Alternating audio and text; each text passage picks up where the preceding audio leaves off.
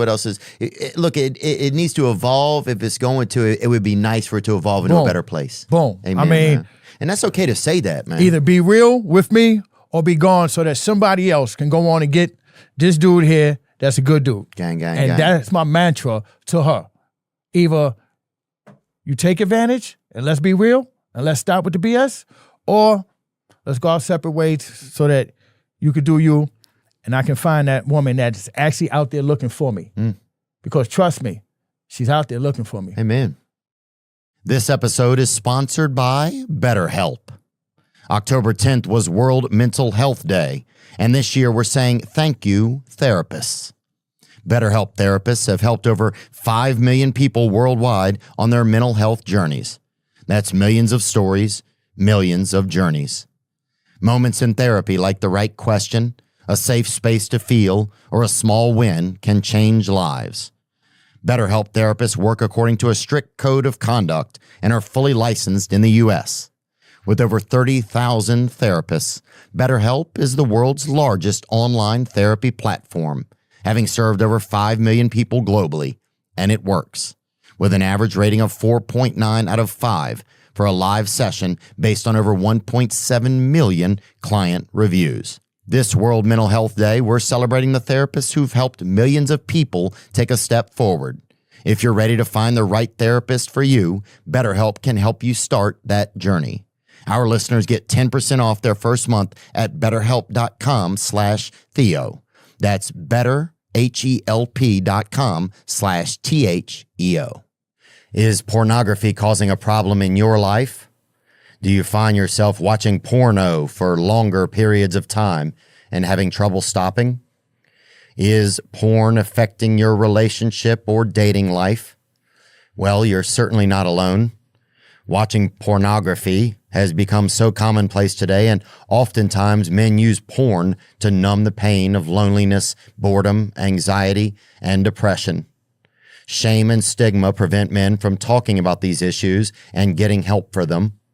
I want to introduce you to my friend Steve. Steve is the founder of Valor Recovery, a program to help men overcome porn abuse and sexual compulsivity.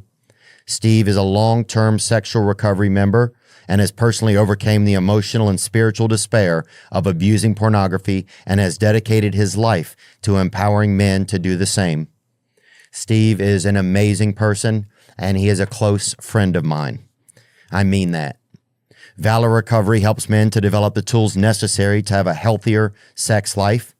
Their coaches are in long-term recovery and will be your partner, mentor, and spiritual guide to transcend these problematic behaviors. To learn more about Valor Recovery, please visit them at www.valorrecoverycoaching.com or email them at admin@valorrecoverycoaching.com. Thank you.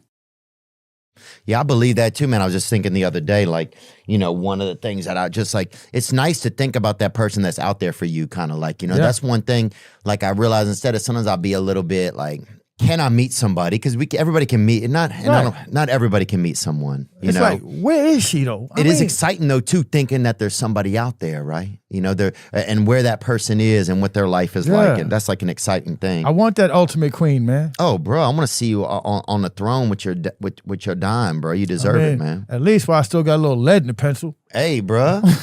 No, that's it, man. Has that ever been a tough thing in like your relationships? Because you said you had 2 wives. What's caused some of those to go astray? What have you struggled with in relationships, do you think, man? Because you were good when you were a chauffeur, right? You were good when you were an operator. I'm in control, right? Well, that's a control situation. I'm the one who's running everything. It's my way, kind of, and the highway. Well, that's something that a lot of women have a problem with. Right. Especially, and I hate to say this, and y'all gonna jump on me about this, especially African-American women, because a large percentage of our African-American women have been raised in a household without a father. So that dominating or that stand-up man is not there. And they all say that they want one. But when they run into a strong guy who's going to lead and speak, they want to resist. Oh, you think you my father. You trying to control me. No, I'm not, darling. Yeah. No, I'm not. I'm a man. Lay low, Unc. That's Men what they be are yelling. leaders. Lay low, Unc. Yeah, men are leaders. Allow me to lead. Yeah. You know, but a lot of African American women, that's not in their household. You know, you hear a lot of black women saying, "Oh, well, I don't need no man." Come on, y'all. Let's stop that, because that filters down to the kids. Now, you hear your son hears you all the time saying, "Oh, well, I don't want no man. I don't need no man." Then what do you think that does to him? That lowers his self-esteem, and that makes you raise a weak man. You know, your daughters pick up on that same mindset. I don't need no man. And they grow up being resistant, you know, to guys trying to lead them. And see, that's a world that I don't know about, you know, because it's not part of, you know, it's part of my universe because I live in the universe, but it's not part of like my world. I don't have a lot of experience in that space. But you've struggled in marriage and stuff. Like, what is it like, how do you think if you look back on your own life, you could have been better at being somebody who loves? Okay. Or is love? First wife. I was streetwise, running in the street, hanging on Washington Avenue. Were you wearing jerseys and shit like that? No, or what? no. I've never been a jersey dude. Always dress nice. You know. I've never been one to wearing cologne back then, or what? Yes. Yeah. What kind? At first, it was Lagerfeld, and now, like these glasses, it's Prada. Bring up that Lagerfeld. Let me get a little look at that bottle. Karl Lagerfeld. You know, bring up that shit. That splash. Bingo. The original, the classic. The classic, baby. Man. That splash, baby. I remember growing up. Big Stan got that splash. One of my older brothers, a guy named Tony Purnell that I really love, right? I would put on like my Lagerfeld, and T would say, "Yo, Ice," because that's my nickname in the Bronx.